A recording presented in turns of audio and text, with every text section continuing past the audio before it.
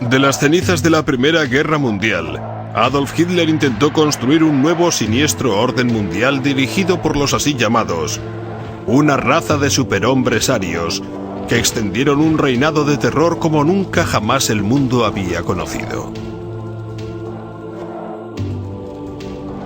Muchos creen que los nazis conjuraban a los espíritus extraños y que seguían prácticas ocultas que habían permanecido dormidas en Europa durante cientos de años.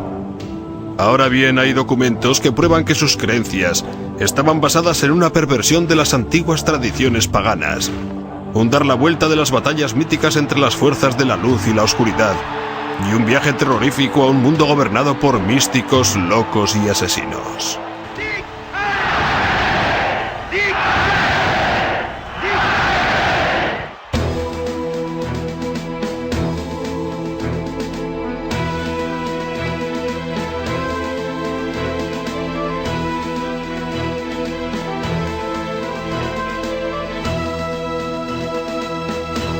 Nazis, la conspiración de lo oculto, segunda parte.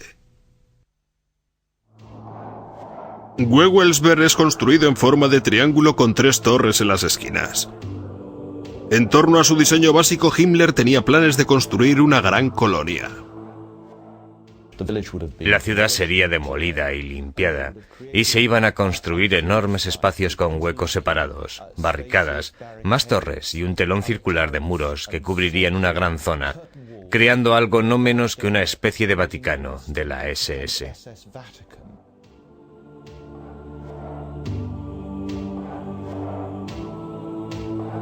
La Gran Torre Norte era la que se iba a convertir en el centro del plan de Himmler para hacer de Wewelsberg un centro del ocultismo para las SS. En la base de la torre, Himmler construyó una cripta. Según los historiadores, era un templo de honor dedicado a los líderes de las SS fallecidos. El techo en bóveda creaba una acústica esotérica. Y en mitad del pozo ardía una especie de fuego sagrado.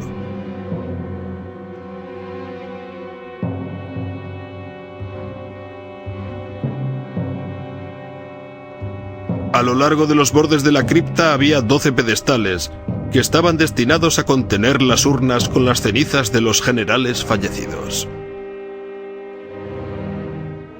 Lo que ocurría es que las SS siempre tenían 13 líderes y, consecuentemente, cuando moría un general, era incinerado ritualmente. Se colocaban sus cenizas allí y su sitio era ocupado por un nuevo general.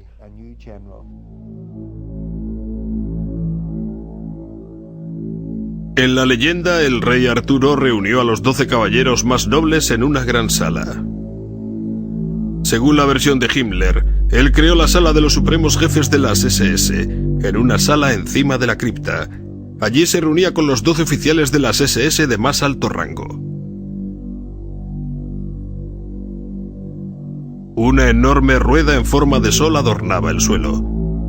Su patrón, en forma radial, estaba adornado con símbolos del antiguo alfabeto nórdico. Himmler trató de crear una réplica de la capilla del Grial de la leyenda de Arturo. Un cáliz místico, el Grial, se dice que contuvo sangre sagrada.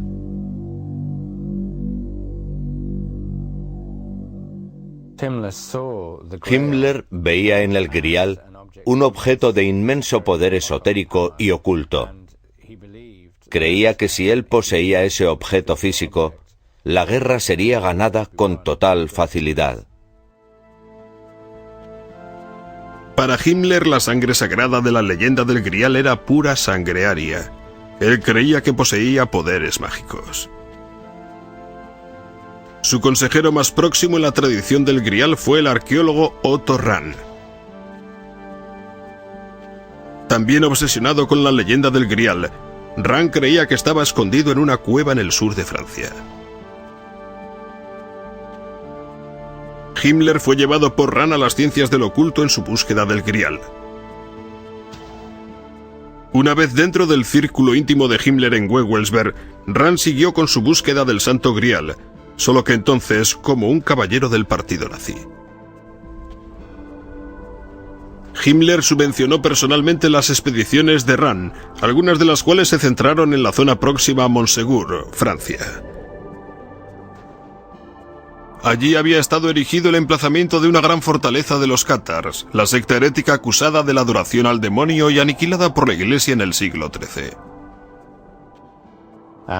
Había una tradición muy fuerte, que por cierto aún sigue existiendo, de que los cátars estaban en posesión del secreto del Grial, y justo antes de que cayera el castillo de Montsegur, los 3 caballeros de la Orden de Cátar escaparon por las murallas y se llevaron consigo algo de gran valor. La tradición contaba más tarde que aquello era el Grial o que era el secreto del Grial, y que fueron ellos los que lo escondieron en las cuevas. También se llevaron a cabo expediciones de Rand en Alemania. Una carta archivada de Rand al cuartel general de las SS sugiere que creía que estaba cerca de lograr el sueño de su vida. Para concluir mi trabajo con éxito he de inspeccionar los lugares personalmente. Primero he de acudir a las ruinas de Wildenberg, el castillo alemán del Santo Grial. Allí se están llevando a cabo actualmente excavaciones. Heil Hitler.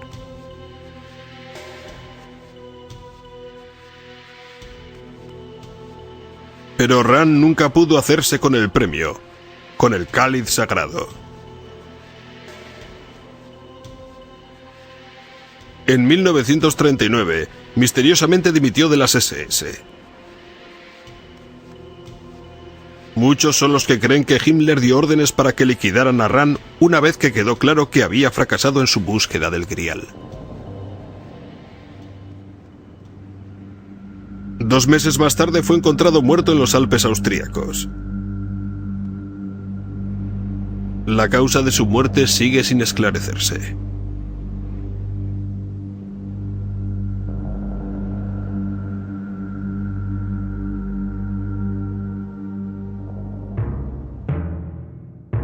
En su continuo celo por demostrar la superioridad de la raza aria, Himmler creó un instituto de investigación llamado Organización de la Herencia Ancestral.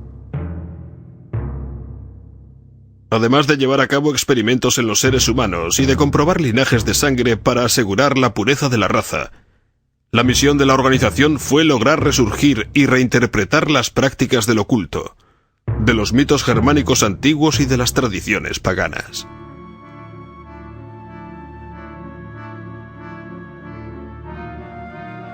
Esta película nazi muestra uno de dichos rituales.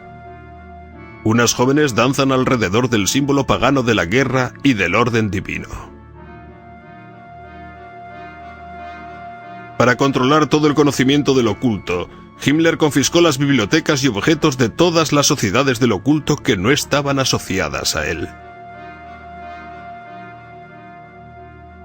Incluían sociedades secretas como los masones, que los nazis creían era una organización secreta montada por los judíos para conspirar contra el pueblo alemán.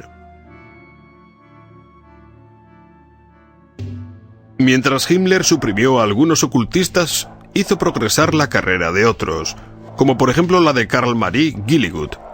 En Gilligut, Himmler creía haber encontrado la llave para popularizar la antigua tradición pagana de la Alemania moderna. El místico se convirtió en un oficial de las SS de alto rango y en una de las más preciadas posesiones de Himmler. Lo interesante acerca de Gilligut es que él es el ejemplo más claro de un ocultista en el círculo y servicio inmediato del Reichsführer, Heinrich Himmler, de la SS.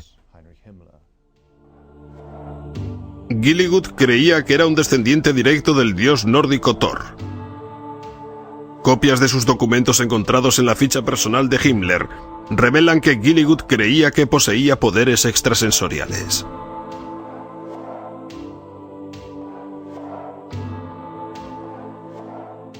Un documento titulado Los 9 Mandamientos de Dios fue firmado por Gilligut e iniciado por Himmler.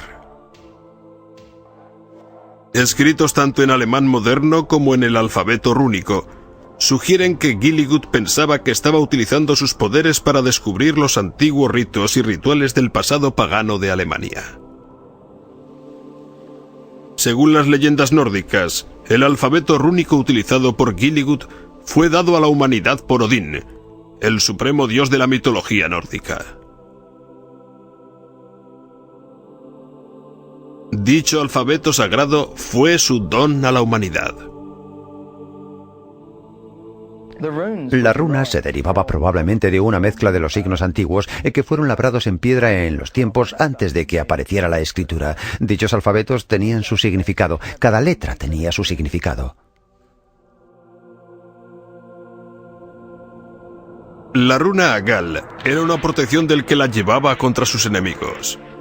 La runa Odal era la conexión de uno con su clan o tribu.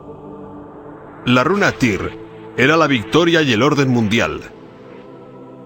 La runa Sig, el sol o la energía conquistadora. Dichos símbolos aparecían por todo el mundo nórdico en objetos tales como barcos vikingos, lanzas y escudos para la guerra. Los alfabetos de los antiguos sacerdotes y magos runos se creía eran las herramientas místicas para predecir la suerte, romper hechizos y para invocar a los espíritus mágicos. Conjurabas la runa, lo cual era muy parecido a lo del tarot. Las tiras y lees las combinaciones particulares que surgen de las runas. Tiene fama de ser un sistema mágico extraordinariamente poderoso. Como la élite de guerra de Alemania que eran, los miembros de la SS aprendían el significado de las runas. Una fotografía que sobrevivió la guerra muestra a un oficial de las SS ante una pizarra enseñando las runas a una clase de reclutas. Muchas organizaciones dentro del Tercer Reich contaban con su propia runa especial. La SS, quizás los más conocidos, utilizaron la runa Sig doble. Llevaban dichas figuras misteriosas en los hombros y cascos de todos los uniformes de las SS. La juventud hitleriana utilizaba una runa Sig simple. Esos símbolos místicos antiguos al parecer estaban por todas partes.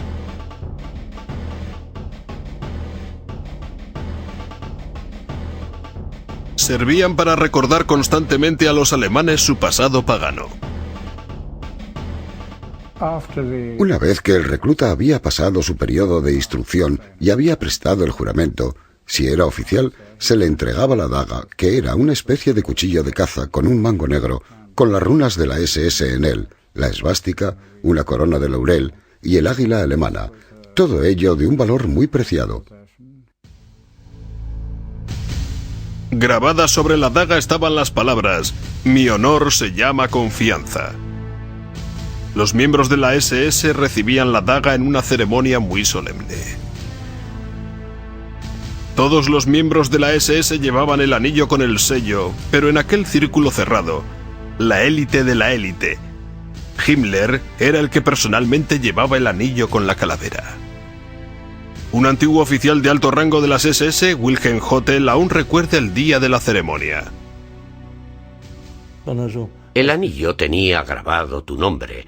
En el mío, por ejemplo, ponía a mi querido Hethil Heinrich Himmler. Eso estaba en la parte interior del anillo, alrededor de la calavera. Se suponía que simbolizaba el vínculo estrecho con la SSS y con Himmler. En un discurso dado a los oficiales de las SS estacionados en Dachau, Himmler afirmó: "Nunca lo olvidéis, somos una orden de caballeros de la que no se puede salir, para la que uno es reclutado por la sangre, y uno permanece en ella en cuerpo y alma".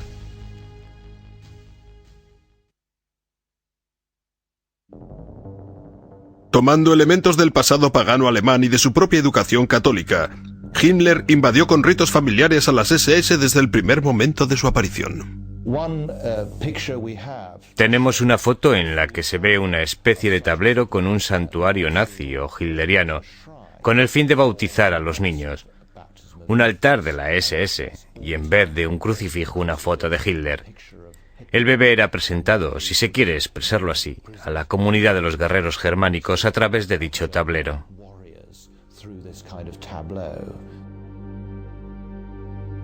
La ceremonia de la boda también se convirtió en un ritual de las SS. Imitando a las antiguas tribus germánicas, los oficiales desempeñaban el papel del líder del clan que presidía las bodas. Era el mismo Himmler quien oficiaba las ceremonias. Este extraño cortometraje muestra cómo uno de sus oficiales de las SS se casa con Gretel, la hermana de la amante de Hitler, Eva Braun. Había intercambio de alianzas, además de pan y sal, los antiguos símbolos paganos de la fertilidad y pureza de la tierra.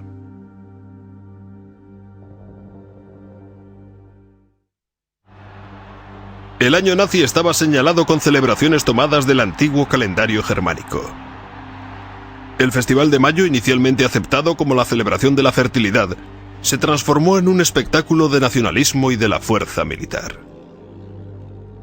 Hitler decía: «Hoy, el 1 de mayo, la tierra se llena de celebraciones de resurrección de los alemanes fuera de la lucha interior eterna».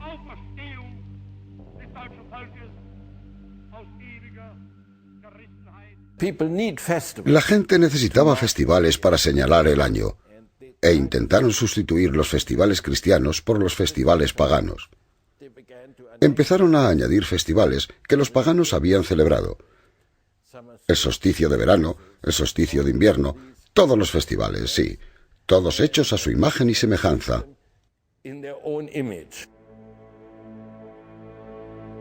Los nazis incluso comenzaron a restaurar los antiguos templos paganos como el de Exterstein, que estaba dedicado a una deidad solar. Allí, durante el solsticio de verano, un rayo de luz brilla a través de una ventana y se alinea con un punto en el altar.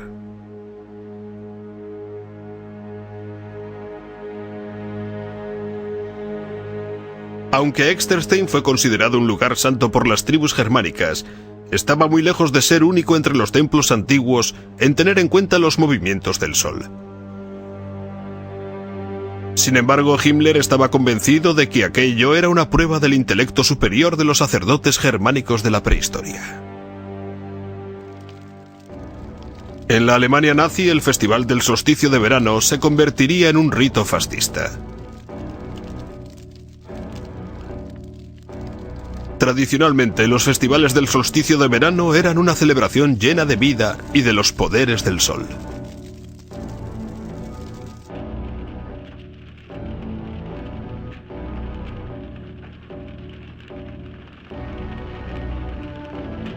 Dramáticamente representados y cuidadosamente coreografiados, tenían lugar los discursos en los que se predicaba el autosacrificio y el heroísmo.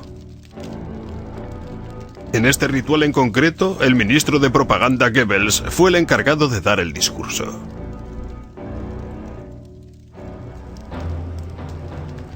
En la antigüedad, las hogueras representaban el ritual de la luz del sol. En la Alemania nazi, esos eran atributos del Führer.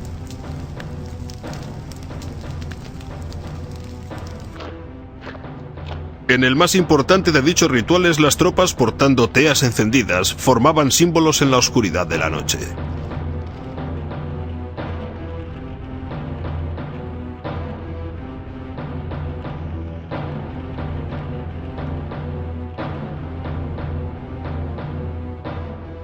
Al final del año, la larga noche del solsticio de invierno honraba a los muertos de Alemania. Himmler lo explica en su discurso en Dachau.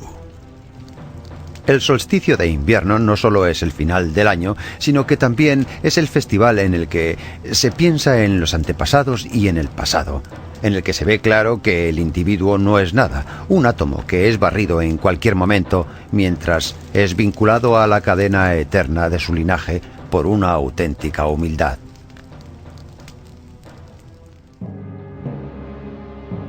El calendario completo de los rituales culminó con la manifestación de Nuremberg. Allí los votos entre el partido y el pueblo eran renovados año tras año.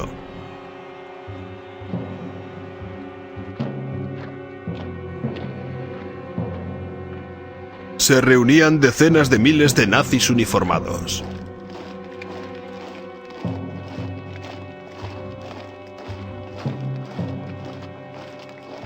La manifestación, que duraba una semana, estaba orquestada para animar a la gente con un espectáculo de puro poder.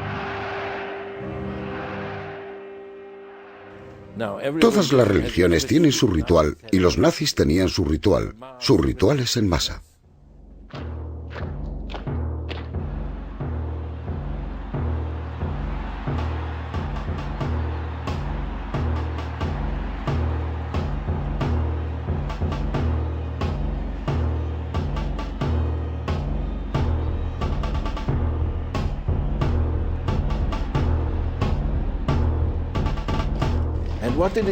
¿Y qué es lo que ofrecían a la gente a aquellos mítines masivos?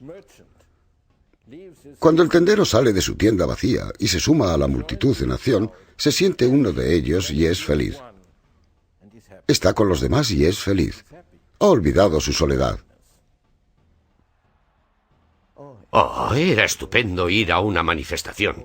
Todos aquellos uniformes, y había un ambiente electrizante antes de que diera comienzo todo. Y de repente anunciaban que venía el Führer. ¡Viene el Führer! Y luego lo veía subir hacia el estrado y seguían gritos de ¡Heil, Heil, Heil! Gente gritando como cabras. Perdón, no quiero insultar a los animales. Gente gritando como nazis.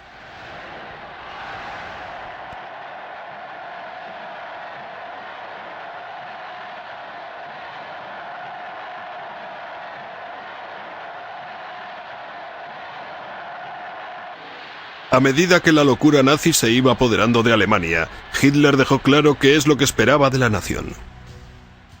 El partido es el terreno donde se seleccionan los líderes políticos alemanes. Su doctrina permanecerá intocable. Sus organizaciones serán tan duras como el acero. Su imagen global, sin embargo, será como una orden sagrada.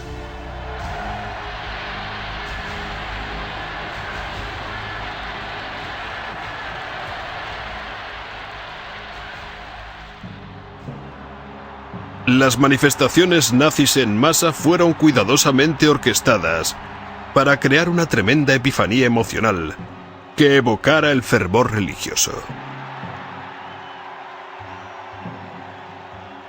En el centro del ritual estaba Hitler.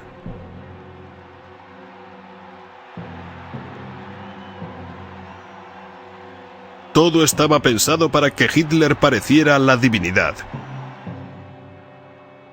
Un mesías.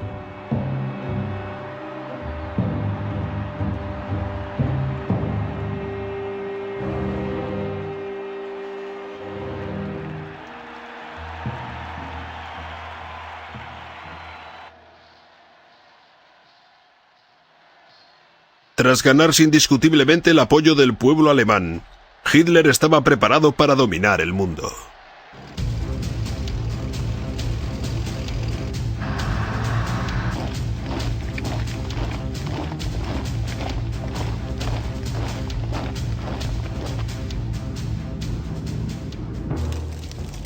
Desde el inicio de la guerra en 1939, países tras países cayeron en manos de los nazis. Sin embargo, en el invierno de 1942, las tornas cambiaron y los nazis empezaron a experimentar lo que ellos creían que era imposible: la derrota.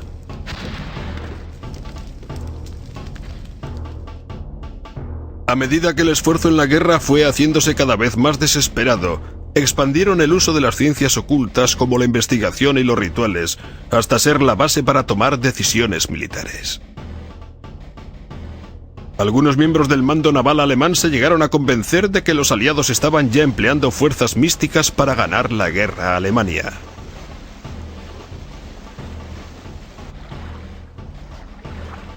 Creían que el éxito de los británicos en localizar y destruir las lanchas alemanas se había logrado a través de medios ocultos, y que la mejor manera de combatirlo era utilizando las ciencias del oculto como arma.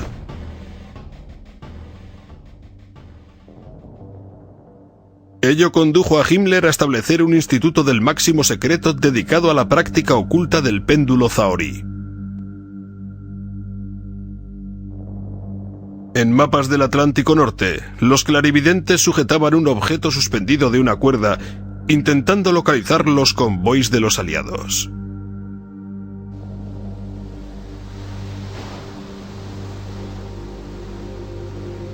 Basándose en los resultados, se enviaban misiones de lanchas alemanas.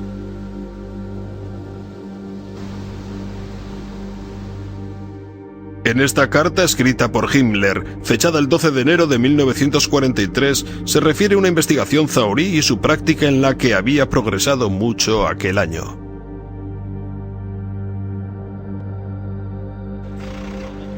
Con todo, las artes ocultas más comunes utilizadas por los nazis fueron la astrología y las profecías, aunque ambas fueron atacadas desde dos ángulos totalmente distintos.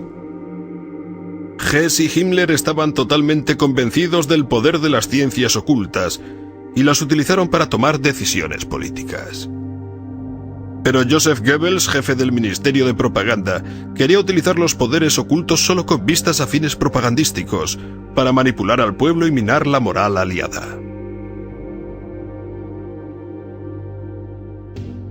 Goebbels pronto se dio cuenta de una gran fuente del conocimiento místico: las predicciones de Nostradamus. Uno de los visionarios más famosos de todos los tiempos, Nostradamus, completó su obra maestra de profecías en 1555. Su libro contiene unas referencias muy sutiles a una crisis en Polonia e Inglaterra para el año 1939, el año en que los nazis invadieron Polonia, casi 400 años después de que Nostradamus escribiera su obra. Para Goebbels, Nostradamus era un instrumento de propaganda perfecto, cuya obra podría ser interpretada como prediciendo una gran victoria de Alemania en el futuro. Las profecías de Nostradamus fueron escritas en poemas de 4 líneas, llamados cuartetos, y son tan densos y esotéricos que se pueden interpretar de formas muy variadas. Para interpretar al autor francés, Goebbels reclutó al renombrado astrólogo y experto en Nostradamus Karl Ernst Graf. Un cuarteto particular que Goebbels eligió parecía referirse directamente a Hitler, y pronto se convirtió en parte de la mística nazi.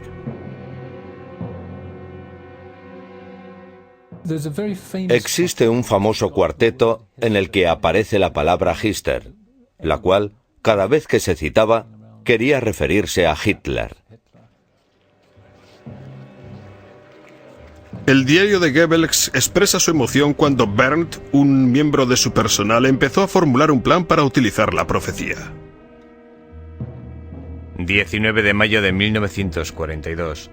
Bert ha pasado un plan para que nosotros lo llevemos a cabo con la propaganda ocultista. Llegaremos a alguna parte. Los americanos y los ingleses caen fácilmente en este tipo de propaganda. Estamos aquí para presionar a todos los testigos estrella de la profecía de lo oculto. Nostradamus debe otra vez acostumbrarse a que lo citen.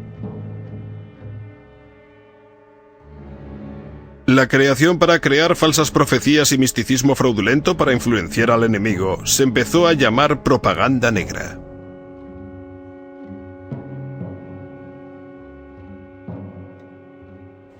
Sí, cargaron un avión con las profecías de Nostradamus y lanzaron las hojas por toda Francia. Francia quedaría destruida si no capitulaba.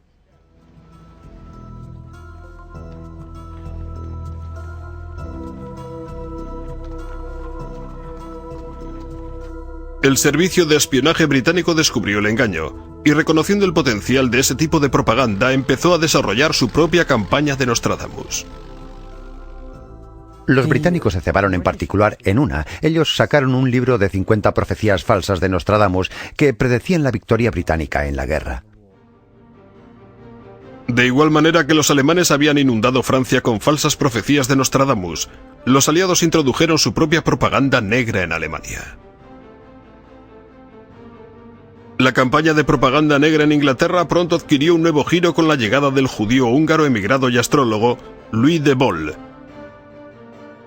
reclutado por el servicio de espionaje británico, a De Vol le fue asignado trabajar con el maestro del engaño, Elic Howe.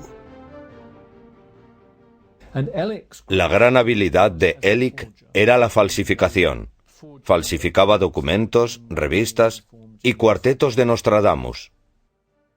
Howe y De Vol decidieron crear una versión falsa de la revista astrológica líder alemana llamada Zenit.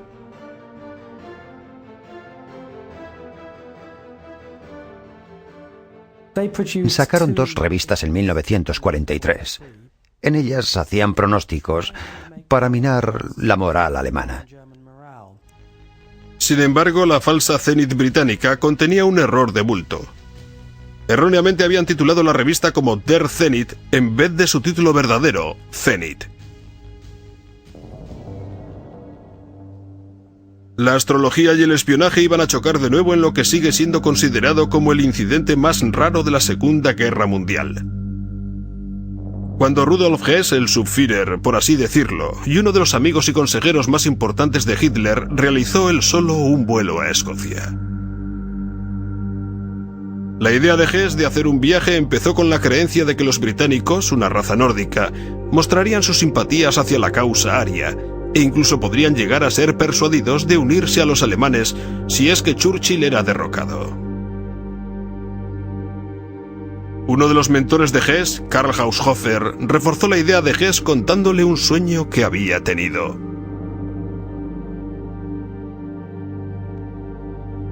En el sueño vio a Hess andando por un castillo escocés cubiertas las paredes con tapices, consiguiendo la paz entre Alemania y Gran Bretaña. Además de la profecía, la astrología también desempeñó su papel en la decisión de Hess de realizar el viaje. Rudolf Hess, junto con Himmler, era probablemente el líder nazi más interesado en la astrología. La aceptaba totalmente. Su astrólogo e íntimo amigo Ernst Schüttel Atradhaus realizó un horóscopo para el Subführer que revelaba una posición propicia de los planetas. El 10 de mayo de 1941 hubo un alineamiento astronómico particularmente poderoso. Básicamente había 6 planetas en Taurus y una luna llena en el lado opuesto del zodíaco en Escorpio. Y según la tradición astrológica, cuando se da el mencionado alineamiento, se da un cambio importante en los asuntos del mundo. Consiguientemente, era justo asumir que el 10 de mayo de 1941 podría producirse un giro importante en la guerra. Siempre ha habido dudas sobre si Hess voló a Escocia basándose en los consejos astrológicos. Sin embargo, en unos documentos descubiertos recientemente, escritos por Hess en la cárcel de Inglaterra, se incluía una carta a su madre. En ella le pidió que compulsara 2 documentos ante notario, uno mencionando el sueño de Haushofer y el horóscopo dado por Schüttel Atradhaus.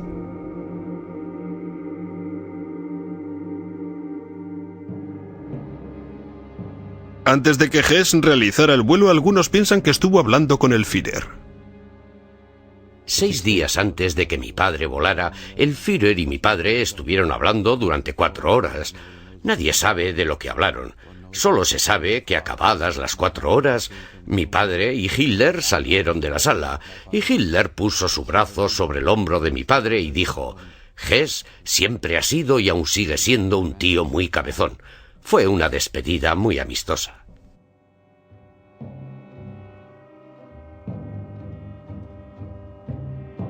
Al margen de las palabras habidas entre Hitler y Hess, a las 5:45 de la tarde del 10 de mayo de 1941, Hess subió a un caza Messerschmitt y se dirigió a Escocia. Su plan era encontrarse con el duque de Hamilton, un hombre al que conocía a través de Haushofer. Hess esperaba utilizar al duque para puentear a Churchill en un intento de llegar a un acuerdo de paz directamente con el rey de Inglaterra. Habiendo escrito de antemano varias cartas, Hess esperaba una cálida acogida. Las cartas que envié a mi padre fueron interceptadas por el servicio secreto. En lugar de un séquito de bienvenida, cuando Hess entró en el espacio aéreo británico, fue derribado por la RAF, y se vio obligado a lanzarse en paracaídas. Se lesionó al salir del avión justo al momento de aterrizar. Quiso que lo capturaran y pensó que directamente sería conducido a ver a mi padre con solo decir que deseaba verle. Hess fue descubierto por una familia escocesa, la que aparece en la imagen en su granja donde cayó el avión. Dijo tener un mensaje muy importante para el duque de Hamilton. Pero al principio se negaron a creer que el hombre que se había lanzado en paracaídas era el Subführer del Tercer Reich. Le dijeron a mi padre que un piloto alemán había aterrizado y que solicitaba entrevistarse con el duque de Hamilton. Mi padre fue a ver al prisionero, quien se presentó como Hess. Resultó bastante cómico, porque mi padre fue a ver a Churchill y fue llevado ante el gran estadista que aquella noche estaba a punto de ver una película de los hermanos Marx. Churchill se manifestó bastante incrédulo sobre todo aquello. Creo que sus palabras exactas fueron: ¿quiere usted decir que el Subführer está en nuestras manos? Y cuando mi padre le respondió: creo que tal es el caso, él contestó: bueno, con Hess o sin Hess voy a ver la película de los hermanos Marx. La peculiar reacción de Churchill ante el vuelo de Hess sigue sin ser explicada.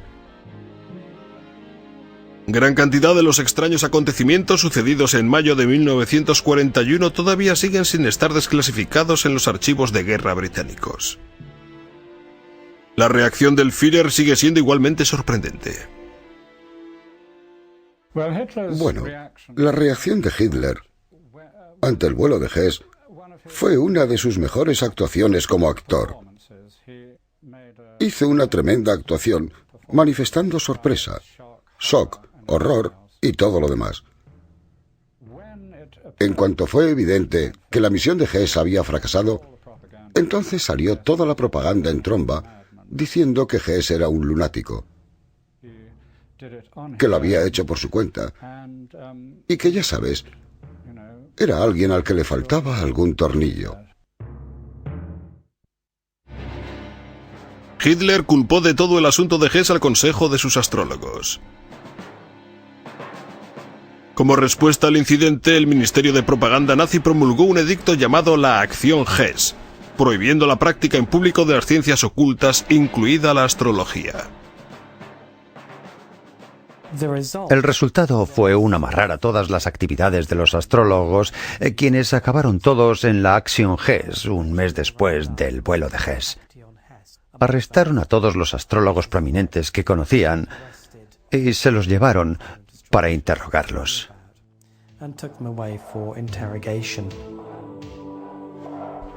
Los astrólogos que fueron arrestados bajo la Acción Hess fueron tratados de diferentes formas dependiendo de su utilidad para el Reich. Los que ya estaban trabajando para Himmler fueron soltados inmediatamente y les permitieron seguir trabajando. En aquella época, Himmler entró en contacto con uno de los más destacados astrólogos de Alemania, Wilhelm Wulff. Aunque fue arrestado con todos los demás astrólogos, Wulff siguió diciendo los horóscopos de sus guardianes. Luego empezó a decírselo al general Schellenberg, que era el jefe del contraespionaje a las órdenes de Himmler. Walter Schellenberg era el jefe del servicio secreto que formaba parte de las SS. Era mi jefe y mi amigo. Schellenberg no creía en la astrología, pero la utilizaba. Cuando Schellenberg quería discutir algún tema con Himmler, él empezaba diciendo que un astrólogo había predicho sobre el asunto.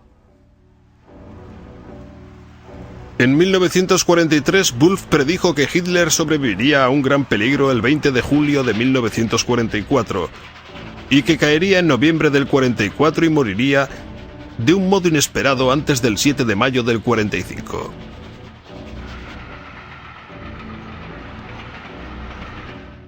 En base a dichas predicciones, Wulff se convirtió en el astrólogo personal de Himmler y en uno de sus ayudantes más próximos. Esas predicciones llegaron a ocurrir.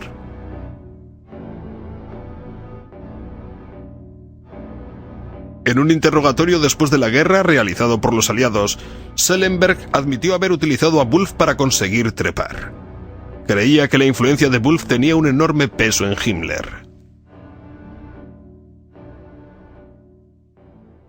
Mientras aún yo estaba en la cárcel con Schellenberg durante el proceso de Nuremberg, aún hablábamos de ellos, y Schellenberg se sentía muy orgulloso de que a través de Wulff pudo influir en Himmler.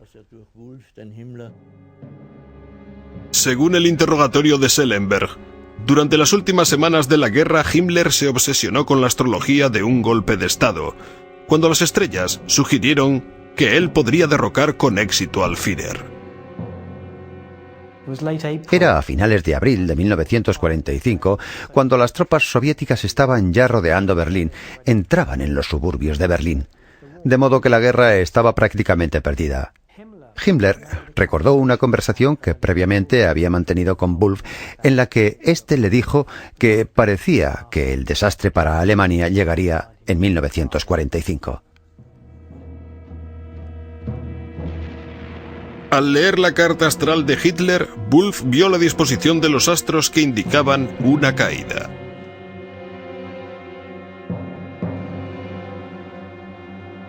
Wulff y Schellenberg siguieron urgiendo a Himmler para que derrocara a Hitler y se instalara como líder del maltrecho Reich. Tanto Schellenberg y Himmler trataron de conseguir los favores de los aliados. Intrigaron en los últimos días de la guerra para lograr un encuentro de Himmler con un representante del Congreso Mundial Judío en el que Wulff, como astrólogo de Himmler, estuvo presente. Himmler aparentemente estaba de acuerdo en que no debía de haber más exterminio de judíos. A pesar de la orden de Hitler de continuar con los exterminios hasta el final, Wulff fue instrumentalizado para convencer a Himmler de que temporalmente debían cesar las matanzas.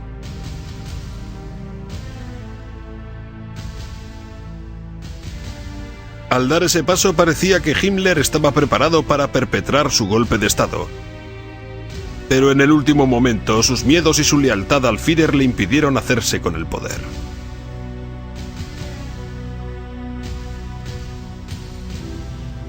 Himmler seguía esperanzado con que alguna fuerza mística del destino alteraría la derrota que ya claramente estaba a la vista.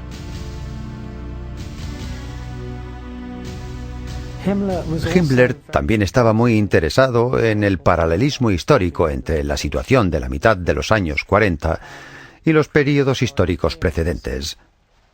Himmler echó un vistazo a la precedente Gran Guerra Alemana contra Rusia.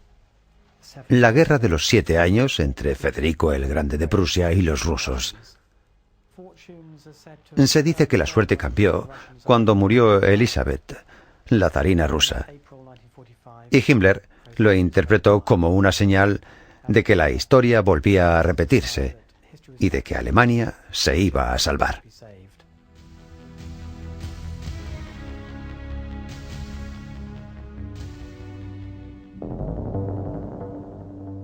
Dos semanas después, Goebbels y su familia al completo bajaron con Adolf Hitler al búnker privado del Führer.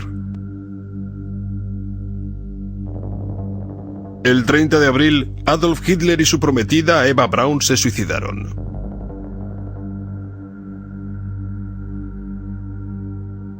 Goebbels envenenó a sus 6 hijos, luego mató a su mujer de un disparo y después se pegó un tiro. Vestido de soldado raso alemán, Himmler casi logró escapar. Fue arrestado por los británicos, pero en un examen médico rompió una cápsula con cianuro que llevaba guardada en la boca. A las 11:04 de la noche del 23 de mayo, el Reichsführer, que había conjurado las fuerzas ocultas al servicio de la gloria aria, yacía muerto. En noviembre de 1945, varios nazis de alto rango fueron juzgados por los aliados en Nuremberg.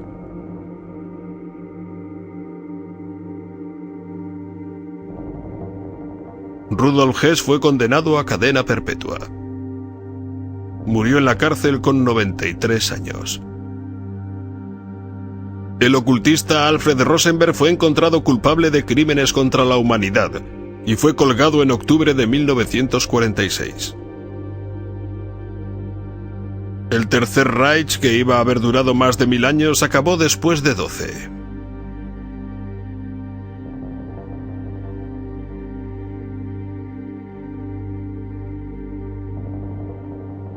Para entonces habían muerto casi 50 millones de personas.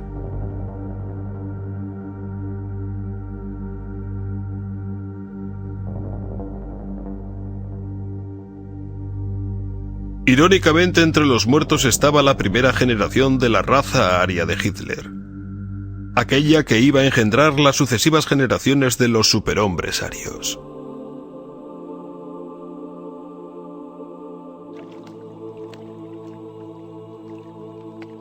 A lo largo de la historia, la mitología ha ejercido una poderosa influencia en la mente humana. Todas las culturas han sido guiadas por la mística. Sin embargo, en la Alemania nazi, el vínculo de los objetivos políticos con una mitología corrupta condujo a un mal jamás conocido en la historia.